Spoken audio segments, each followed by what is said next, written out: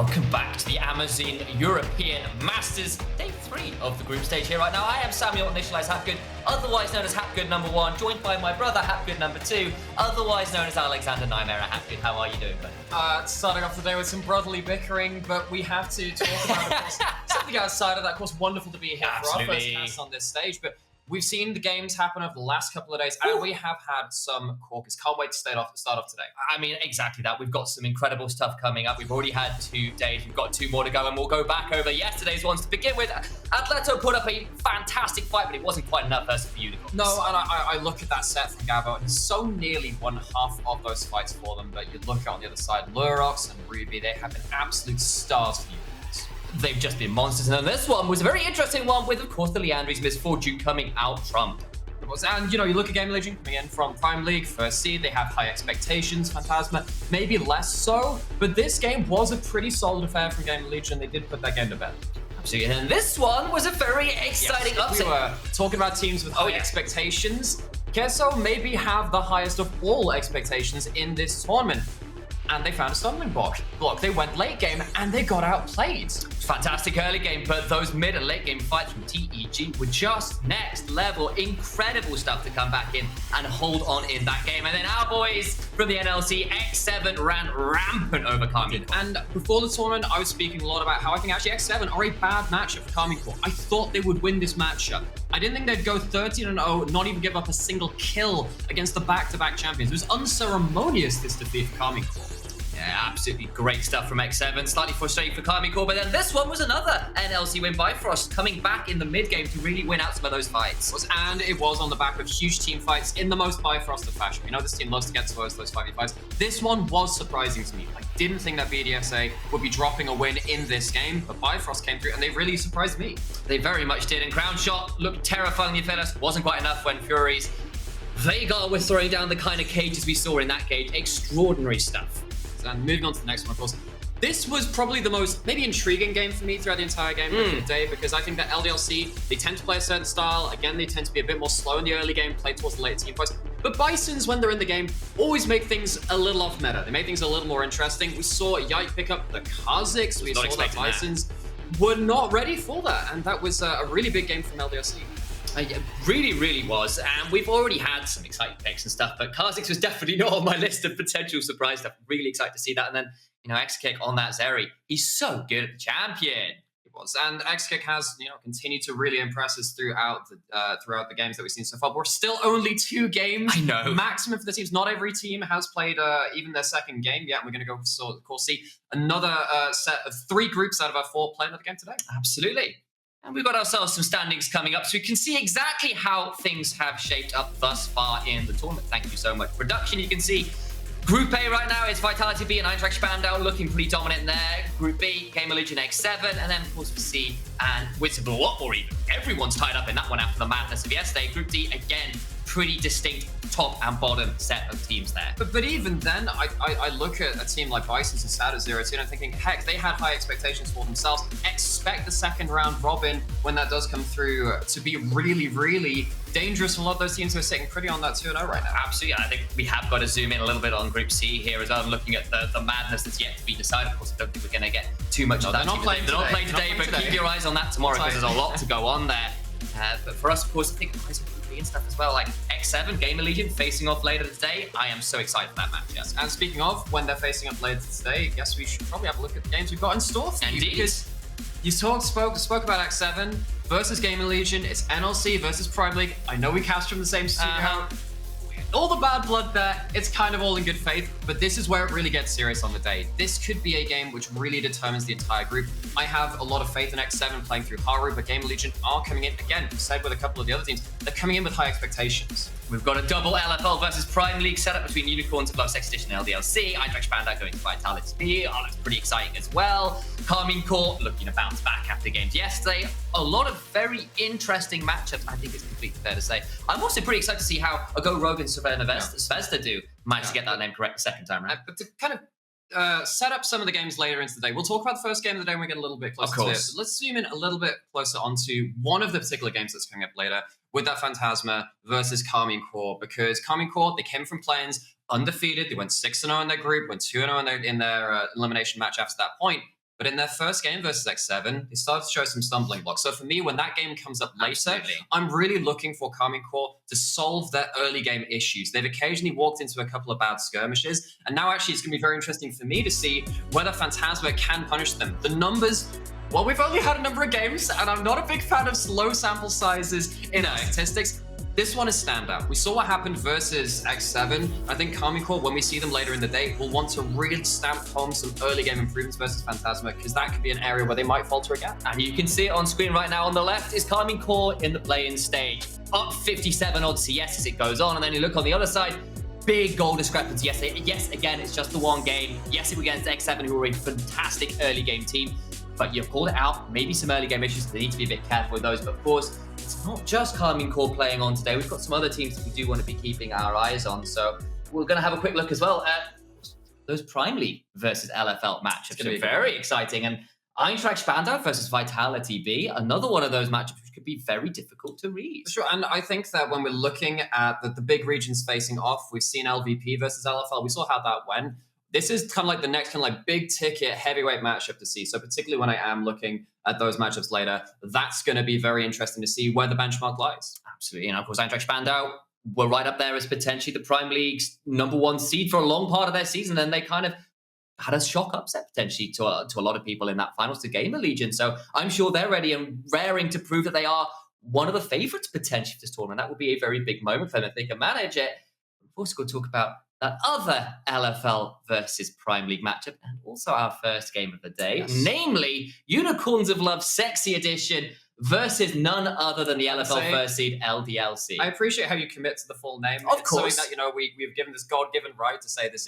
It's amazing. I love it. Thank you, Unicorns. But speaking of that, they have some charisma in that mid lane from Ruby. And I really want to talk about this guy, Ruby, because he has been stellar in this tournament so far. I actually think it was Blackgator, one of the Prime League's analysts, who was saying a couple of... I didn't speak to them directly about this, but I heard through the grapevine. They were saying, actually, look, Unicorns are our third best team. I'm not sure I totally agreed, not to say I'm going to overrule anyone else's opinions, but from the games that we've seen from the play-ins, this guy, particularly Ruby, has been ahead in lane so much. Individually, as a player, he's been starting to take over the map.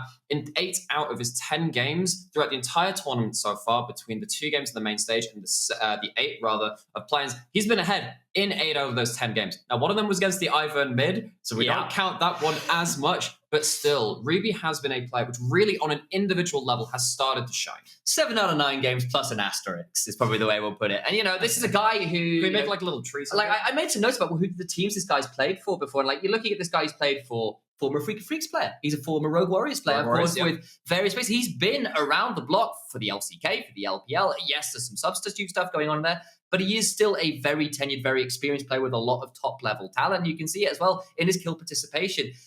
While Prime League's third seed here is the Unicorns of Love, their mid-jungle duo is potentially not the third best mid-jungle duo in the whole league for them. And you saw it there with the kill participation. So much of the success for this team comes through that duo. Yeah, but then you look over to the side, LDLC are one of... We talked about Fnatic Team Castle a little earlier, but then you look at LDLC, maybe X7 as well, as pre-tournament, real deep run finals candidates. And LDLC are the LFL team, which are still undefeated. They're 2-0 and they're coming in. And the really interesting thing about this matchup in particular, I feel like both these teams have quite similar styles. I think that they're going to be able to try to play safer early and then go into those larger team fights. Well, that's what I thought. Until the Kha'Zix got locked in yesterday, things got thrown out the window. But I think on paper, this matchup should be a real slugfest in the 5v5s, and I cannot wait to see that.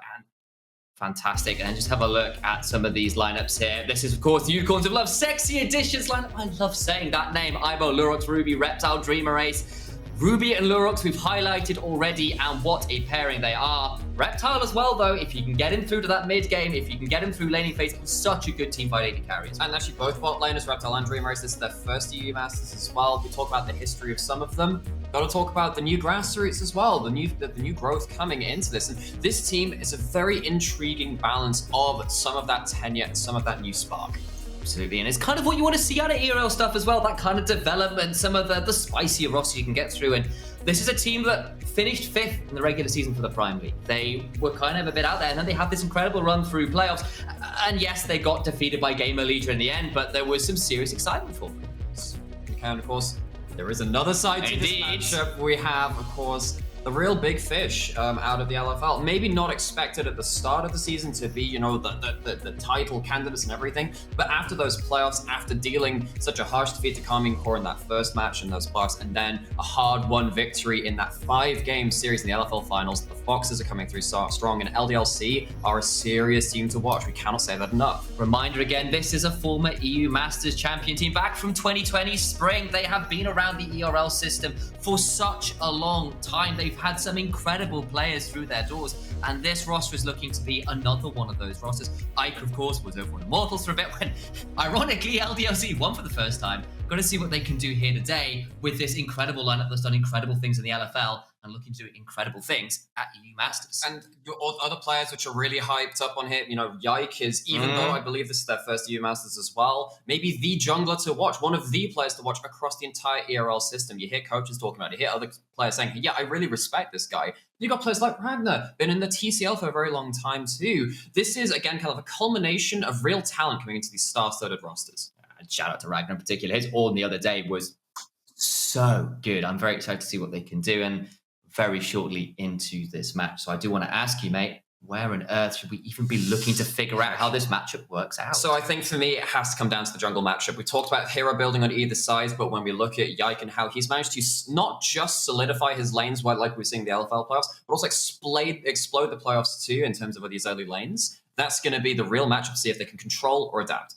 I'm so excited to see what they can do, but enough about us, enough about some hypotheticals, because we've got some, not hypotheticals, some actualities here as we head into picks and bans. Unicorns on the blue side, LDLC on the red, and some bans coming through already. Jarvan, Veigar off for Unicorns right now. It's the Zeri on the other side for LDLC who do not want to give Reptile that option. No, we did see Exakick, of course, pick up that one game too, and I believe the Zhao was the other one.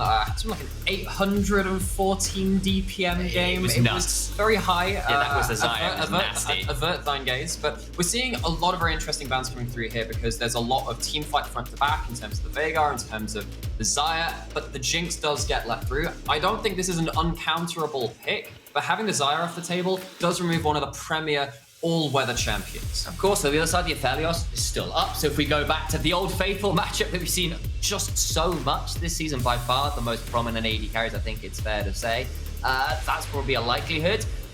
Still got to wait and see what they decide to lock in. Ahri would make a lot of sense. Another one of those picks that's been very high priority, which I'm sure you've been exceptionally happy about. So again, for those of you who do not know my understanding, I've played a lot of Ahri. Yes, he has. I started back to season 4, accrued 1 million points or whatever. Not been best pleased with the EU Ahri so far. Caps was awesome in the LEC finals, picking up the Magi's, which I think you should always be building. But when I went back to watch some of the footage from the LFL's actually got some decent players in there too. You look at Eika as well as this one player of the Ahri, and I'm like, okay, knows how to start playing the mid-game fights very, very cleanly and start skirmishing around the board. I think that Yike, Dos, and Eika have a very good synergy between them. This is good signs with good tools for LDLC to play around that mid lane early. But the response, though, is LeBlanc, Lee Sin. You hit level 6 and you have got kill threat. Heard from some of the pros, some of the coaches behind the scenes that if you're drafting into Ahri, Lee Sin and LeBlanc is one of the ways you can actually make her life really difficult. And it's in a similar kind of vein to talking about the Veigar, right? If you kind of end up winning out the jungle or the bot lane matchup and start flowing that towards mid, Ahri doesn't get to play these matchups the way that she wants to. If they're completely isolated, it's a skill matchup and Ahri can often get a prio and start trading well. But when you have a Lee Sin that can already start getting early routes into mid, you're gonna have to see now some of that mid jungle and then that support synergy too coming in from the LFL first seed. So one team's going to get themselves support counter pick likely here. One team's likely going to get themselves top lane counter pick unless there's some real shenanigans with lane stops. I mean, Cabochard does play the Lee Sin top, for example. That might be a world where Ibo does the same here. I doubt it, but still got to keep our eyes on it. You can see with the bans here as well, the differing priorities for Unicorns, trying to get a decent matchup for Ibo. It is interesting, you know, you mentioned the Karmine Corp top lane, stuff like that, even though they're not on the Rift. Lots of these players and lots of these teams will have their own scrim bubbles. Oh, yeah, know that happens, particularly when you've got like the LEC going into this later playoffs. They start scrimming ERL teams at the top end too. Interesting to see now if anyone's picked up any kind of flavoring from the teams that they've been practicing with. So that ban of the Ornn for me as well from Unicorns. Speaking of flavor, Ragner's Ornn the other day, I think it was 5-0-11 or something like that. I forget the number of assists. It was very large numbers. Did absolutely incredible stuff on that one. Instead, we'll go for the blind pick Gnar and leave Ivo with the counter pick option, which Unicorns do like to go for if they get the chance. So now you are looking at lots of ability to play around actually both sides of the map here from LDLC. I mean, you could potentially lock in something like a Tahm Kench if you want to just leave bot side alone, play towards the Gnar on that top side. I mean, I'm looking through this. You don't have a lot of your traditional Jace Gnar counter picks because the Jace is gone. Camille could be an option if you want to hyper play around top side for the side of the Unicorns, but locking in that Nautilus gives them a little more time to think about that top lane option. It does, and they've got to sort of consider here what that option is. I feel like the Camille does work with what they have. It's a lot of pick. They can make that happen, but maybe they feel like going a little bit more weak side, something that can hold on a little bit better because you've got a Jinx Nautilus. That's something you can play through as well pretty happily. And something like that, Gragas, I don't know if anyone was watching the LPL playoffs earlier today. Gragas has been starting to come back in some champions' wheelhouses. You don't tend to blind pick it anymore because of stuff like Aatrox still being quite powerful and able to deal a lot of damage to Gragas in the laning phase and force him off the wave in ways that other champions can't. But picking it into that Gnar gives Unicorns an ability to, again, have a front-to-back option, have a tankier, disruptive front line to support this more skirmish-heavy backline for them. But then on the other side of LDLC, if you start going towards the bigger team fights, we've seen what Renata can do. Bifrost picked up a huge win with a couple of off the back of a couple of Renata rolls yesterday. Absolutely, and shout out to Viper who shouted out M-Test yesterday, who basically said the thing with the Renata rather into the other new champion, exactly. Yes, Nautilus has an okay lane, but the moment mid-game fights start happening, it's just horror for Nautilus because you get ulted, you root your own teammates. It's just not a good place to be. I think the only worst one I've seen is a Camille that charged up a Q2 and then just deleted the ready carry with the choke Aphel. That was the worst one I've seen. That's pretty nasty. Renata ults, hostile takers, very powerful stuff, and we've seen the drafts as they stand now waiting, of course, to get onto the Rift. I feel like both teams have kind of got a draft they're okay with, but there's the one you're exactly anyone you're kind of thinking, yes, this is the one I would rather be piloting if I was this team. So nameplates on, I do like what LDLC have. I think a lot of what the Unicorns want to do is play through mid-jungle, and I think that when you've got LDLC who are so good at supporting their lanes early on, you're not going to get that same arc option. You're going to struggle in the side lanes against these champions, and I think that's going to be an X factor which LDLC can play around. X factors, so important here in these best of ones, in these group stages, in these matches that mean so much to fans and leagues and fandoms around Europe and beyond. Prime League versus LFL. LFL's first seed, currently undefeated, here looking to continue to stamp their mark. Unicorns on the other side, remember, currently 10-0 undefeated right now. They've got some pretty okay numbers themselves at that point. Now LDLC choosing to stack early on. We've seen, actually, a lot of level 1 stacks in the ERLs, in UMass, in Amazon University. I knew you were going to do it once! So, okay, fun story for everyone. So, I started casting so obviously this is Amazon European Masters. I cast something called UEM once, and it's completely crossed the wires in my head. So I'm going to do my best to make sure that it's completely eradicated from this one. But still, as we've seen over the Amazon European Masters, level 1s have started to be a bit more prevalent, and you can see that they're starting to trade around vision on the various jungle starts, and Ruby has now got that for the Unicorns. There's no sweepers in inventory for the LDLC right now to get rid of that ward, so it will be scouted. They'll know what's going on in terms of this. Okay, but LDLC know that Unicorns know that they are doing this, right? So there is the next level. There's the next level. So Yike potentially able to play around that. He's doing a solo start on the red buff, and both junglers heading towards that bot side from the way it looks right now. And considering we set up some heroes, we set up some matchups, namely the jungle matchup, the fact that the first thing both teams do is fight to try and get some vision to play those mind games tells you a lot about how the teams value those early jungle pathings. It's Lee Sin, Jin, Zhao. They've been pretty prevalent across the split, but their early pathing, their early plays, so critical to the success of these champions. But just a quick reminder, this is of course patch 12.6, so that'll be partly why people may be asking, well, where's the Hecarim? Where are XYZ champions? Well, Hecarim's been nerfed. These two champions are still playable. Jin Zhao had fairly hefty nerfs, particularly to the ult duration. It went from 5 seconds to 4 across some other nerfs as well. And that does mean that Yike will have to play a little closer to the limits to try and eke out that extra amount of value to kind of be on par with what Jin Zhao used to have in previous patches. Absolutely. So while he was prevalent early on, as we said, he's fallen off that little bit with those nerfs he said, and time to see whether Yike can still make it work. he's certainly got the pedigree, I feel. We need to see how it actually plays out with both junglers pathing towards the bot side at the same time. They are pathing towards bot side. We might see a 3v3. We might see a 4v3 as well, though, because one thing which happens in the Ahri LeBlanc matchup, it is a skill match. We said about how it can turn out when it's either isolated or affected, but you kind of play chicken with having the minion dematerializers. You can take it on either side, and if LeBlanc takes it and Ahri doesn't, you actually do get a bit more wave control in this matchup than you are used to having, and we can see that Ruby has done that here. Now, if that leads into a 4v3 bot, that'll be where the real value of it comes through. LDLC, question is on them denying that and stopping LeBlanc's maybe unexpected pro in that mid lane from affecting the map too much. So worth pointing out as well, both mid laners here with the Ignite, no teleports to be seen. I appreciate that a lot. Absolutely, more damage, more all-in options, and Lurox is here. The chains will land. Flash still going to come through the charm lands, and will that make a difference?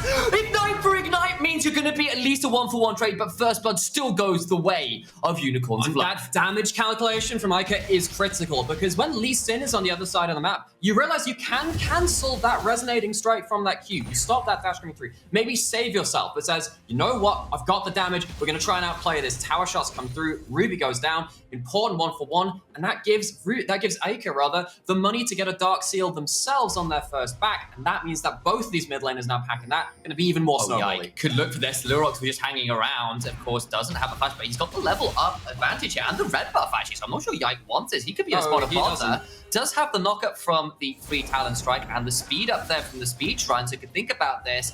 With DOS roaming over, there will be little more to be found, and a moment there where Lurox was definitely thinking of going further. There was a, I mean, did you see there again, the red buff on one side of the matchup? But again, going back to this mid lane matchup and how this kind of works in the mid jungle 2v2, again, lots of kill threat onto the Ahri from this duo. You can get Cryo, but see right there, chooses not to hold on to that charm, gets Ruby back into tower range, Ignite goes down, damage calculation does work out. Absolutely, both mid laners trade both summoners with the additional flash from Lurox, but First Blood did go over, though I think Eika would be super angry about the fact that he managed to at least go 1-for-1, as you said.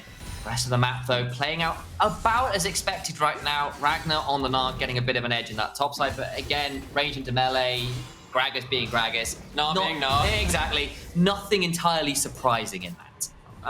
And this actually is going to be a matchup which we will need to track. We're going to talk about the win conditions and the loss conditions of each of these teams. I think that the big win condition, well, rather, maybe the loss condition from the Unicorns is letting this Gnar getting out of hand. Because if LDLC want to play around side lanes with an ahead Gnar, the LeBlanc's not going to answer that particularly well. The Gragas isn't going to answer that particularly well. You already see CS advantage starting to be built up by Ragner, and we have seen how good this player has been recently. We talked about that on. Now we're looking to see if he can do it on the split pusher in the Gnar. Of course, no surprise, well, that Ivo in the playing stage was damn good as well. I remember some of the Graves level ones he was doing is in the mid lane. Dreamer Ace just pops the flash. I was expecting not a lot, and instead they'll get in and get the root. Eika goes down to Lurox. Resonating strike secures the kill, and pop goes the Fox. Fox and LDLC, who have so often been the team which can protect mid lane very well, because Yike is around, because DOS is around, have given up now 2 kills onto this Ahri mid, and you were talking about in draft saying, okay, yeah, you can pick the Veigar into the Ahri, but you can also do stuff like kill combo mid jungles like the Lee Sin and LeBlanc. That's going to turn out very, very effectively now for the Unicorns. Yike's going to get rooted here and going to take a bit of an acid trade. It's going to be a double chain. I think he's just dead, isn't he? Yeah, he's gone. It's just gone. And Ruby, this player we highlighted, player with history, player with pedigree, is really starting to roll. You know, that last kill, that last assist, that's going on to a Dark Seal as well. Ruby's starting to roll.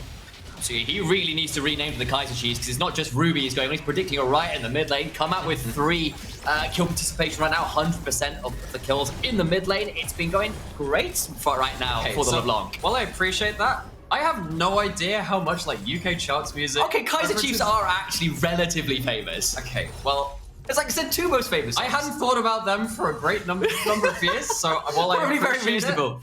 There we go. Anyway, that's You're welcome. Now, and we have a shining gem in that mid lane who's starting to really get off the ground. And now this is where things start to get a little bit awkward for Yike, because you sat there and you haven't built up anything like Merc Treads. Actually, Merc Treads don't have the most value in this game, but you still kind of need it.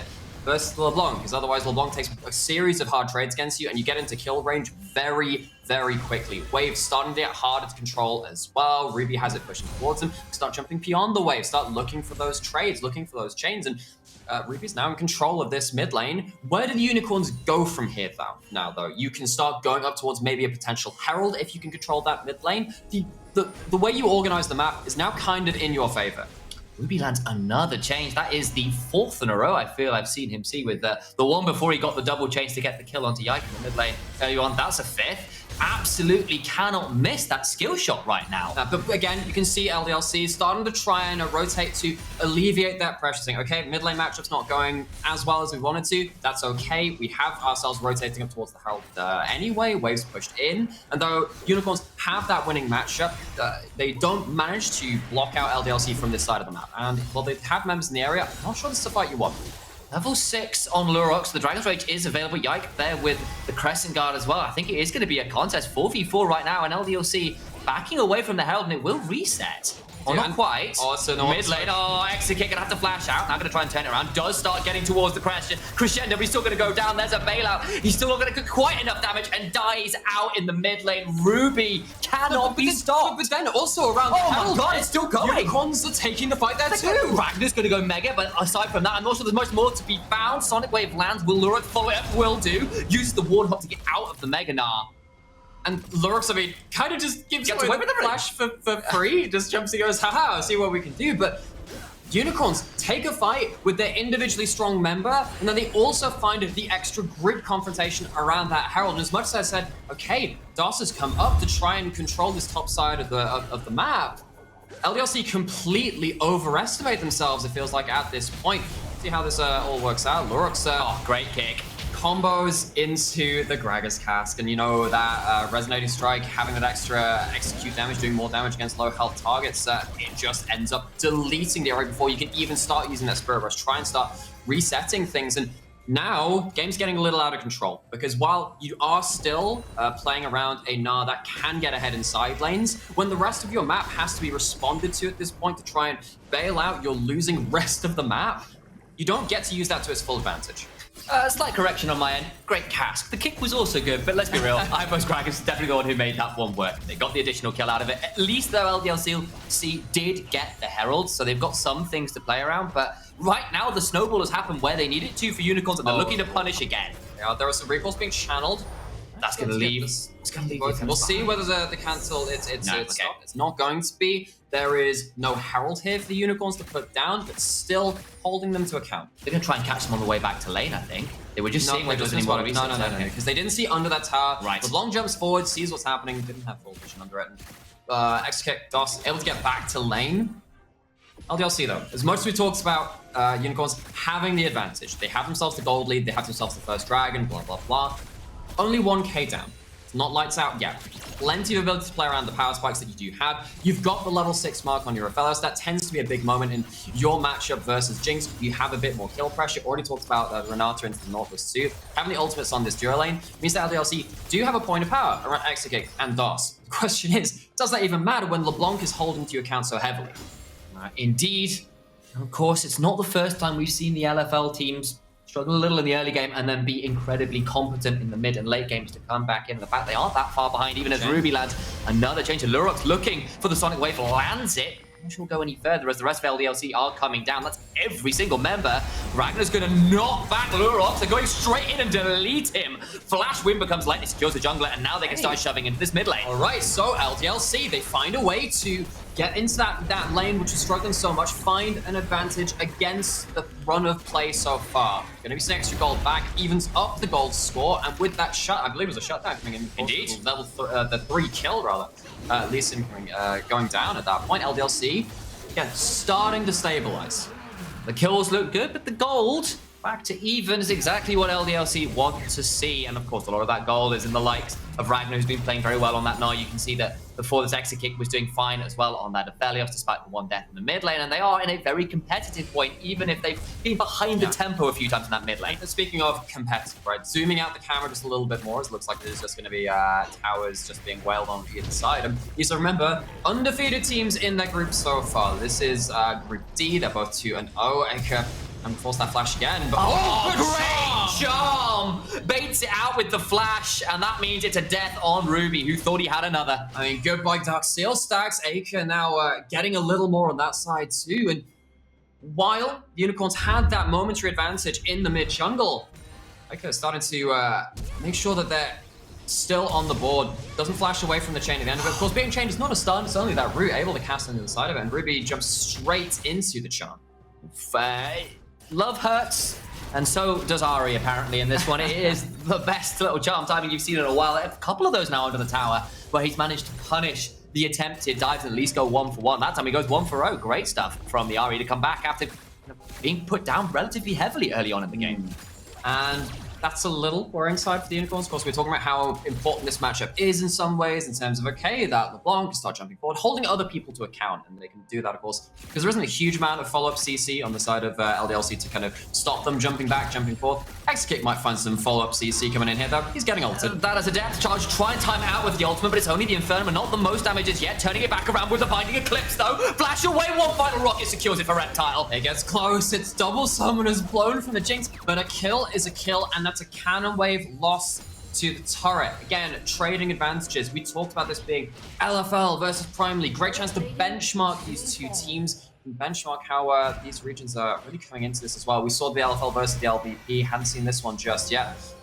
Maybe getting aggressed on the mid lane as that wave comes back into tower. But again, it's great to see that it is such a back and forth contest. Nice little dodge there with the Mimic Distortion. Throws out another chain, but manages to clear the wave and avoid punishment for doing so. Does Ruby's LeBlanc. Now, the rest of Unicorns of Love's Expedition into the mid lane to try and fight for some of this mid-wave control.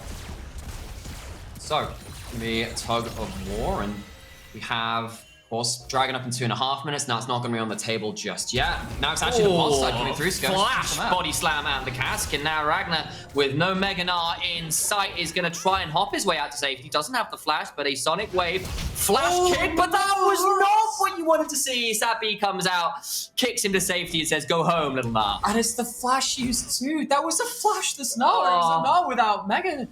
And now, Unicorns losing the bot side, Ruby getting picked off on the top. Trying to chain that one up, but the 3 Talon strike means there's still a knockup that comes through. DOS flashes to secure the kill, and the support gets first one of the game there for that Renata.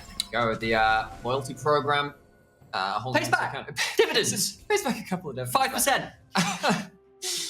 And really compounds the problems. The interest? I was trying to think of a way to work that in, couldn't quite work. But now we see LDLC. Again, we talked about them stabilizing for a little while. Now they're doing more than just that. They're in the lead. They have themselves objectives to play around. And though that dragon wasn't up, they're starting to take neutrals in these towers across the map, and they are starting to really come online. First turret and then a second turret in short order, punishing the misplays that happen in the bot side with a well-played top side play on the other side. They'll move back to the Herald.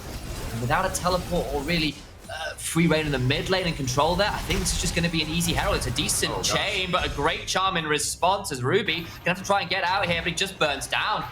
Down, and actually this is one of the great reasons you take Ignite to LeBlanc. She goes into clone, means you can't land any of your point and clicks. You can do it with the Ignite. Lurox going down after. Gets hit with a hostile takeover, goes down, and now the dive comes through. It's a double already for Exakick, who's kicking in some heads. They get a mid lane turret, LDLC come alive in the mid game, early game, be damned. Oh, the mid jungle skirmishes were so Unicorns favored for the first part of this match, but they couldn't keep the matchup down. Eika has seriously been playing this matchup well. Ends up playing very close to the minion wave. LeBlanc often uses that as a time to jump through the wave, but the Everfrost doesn't care about that. And as we said, the Ignite kind of gives Eika the ability to get an extra damage proc of the ult down. Wouldn't be able to do that if the clone still made them invisible. Gets the vision from that, gets the kill, snowballs it through with the resets, and the rest of the team come into help. They do just that. They get 3 kills effectively out of all that.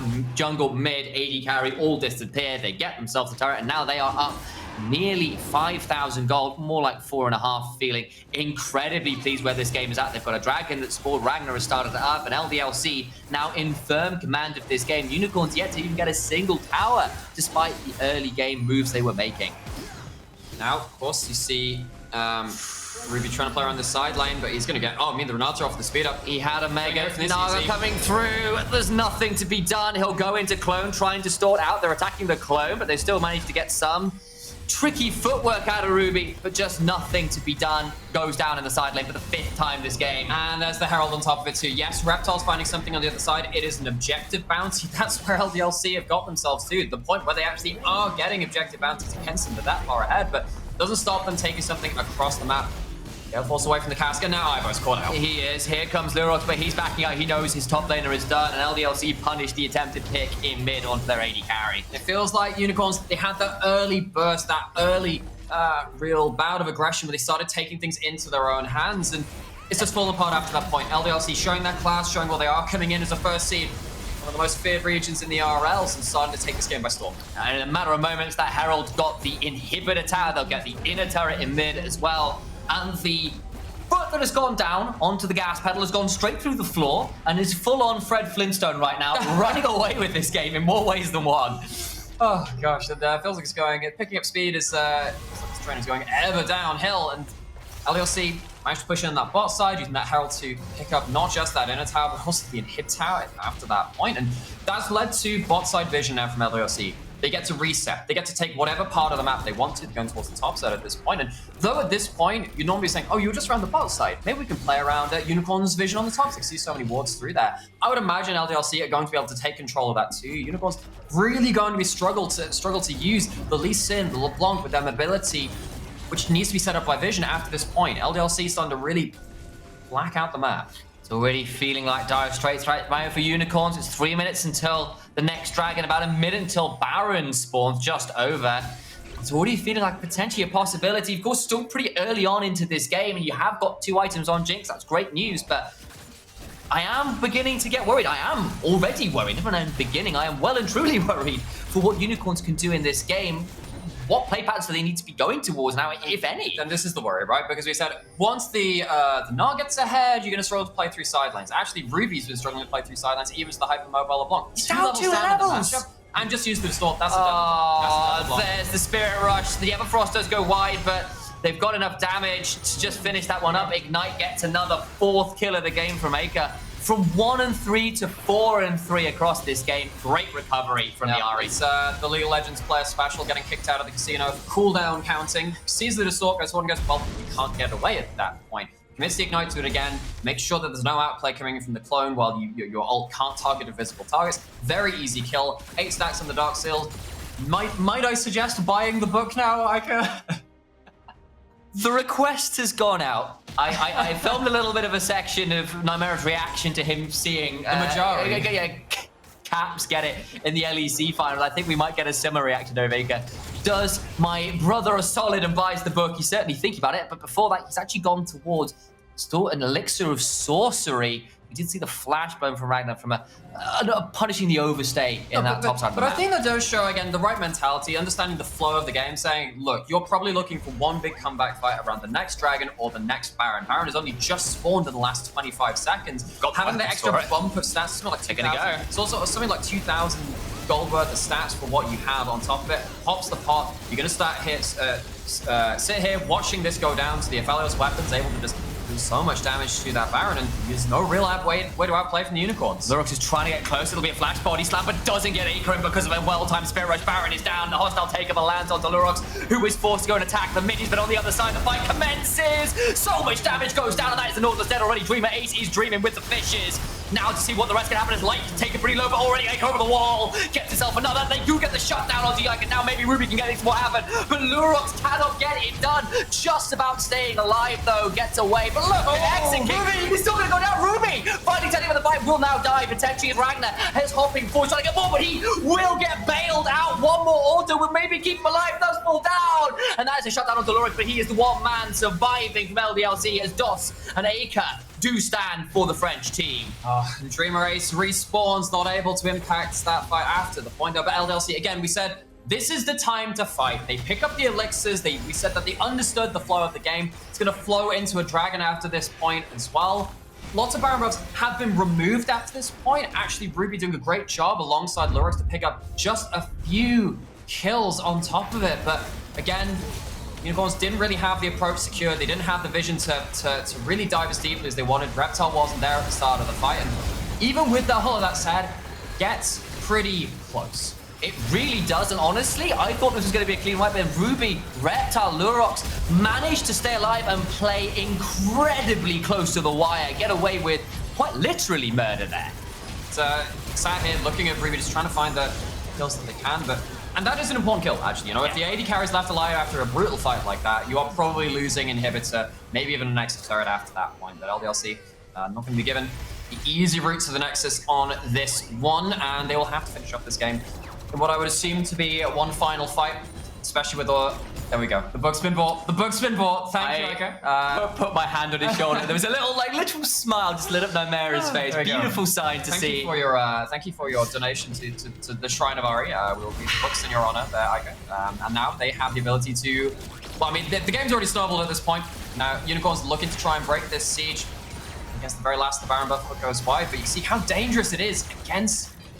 just a huge amount of damage built up in these items versus LDLC. And you can see Lurox trying to play with the vision, find a route through, but the flank wards are pretty strong right now for LDLC, making it incredibly difficult for them to get any further, and the siege continues. They get that mid lane inhibitor turret, bot lane inhibitor turret already felt earlier on to the second Herald, if you recall, everybody, and that means that it's just this final inhibitor turret that is the next port of call. Gonna try and shove this one in with what remains of the Baron and siege that one down. As all the while, Lurox decided, well, maybe I can at least get the dragon. You can see that in picture right now. Can't do that, but that means that this is not there for any diving threat. They are clearing the waves just fine, though, so this is actually going to be snuck out from the end of the noses.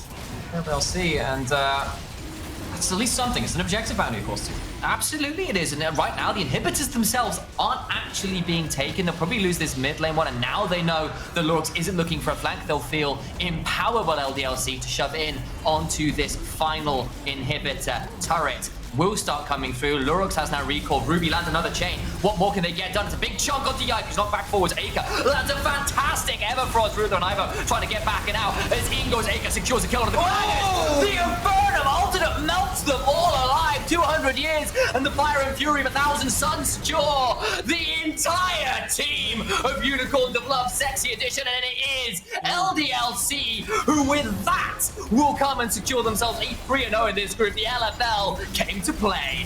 LFL first seed. But they were playing against Prime League.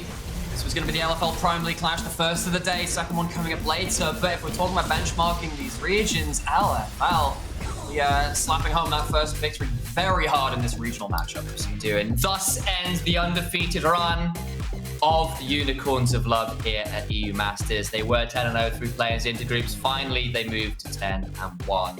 And congratulations to them, of course, for a good early game, but they couldn't stick it, unfortunately, the further the game went on. No, and it was, again, I liked the early aggression. I thought that actually, against LDLC, I expected LDLC to be able to protect their mid lane a little better, and if it actually ended up having to be, Eika bailing out his own lane with just individual plays later into it, and we saw how important that was when, really, after that point, Ruby couldn't side lane, Ruby couldn't impact the game and jump forward, get those big poke combos, and after that point, Unicorns started to fall apart a little bit. Of course, however, it's just that one loss. We'll have a second crack at it in that second round robin. Still sitting pretty with 2 wins, which is ahead of the other two teams, at 0-2 in their group. Absolutely, and I believe at this point, I'll need to confirm with production, we're going to cut to a quick break, and when we come back, we will have some interviews to go through.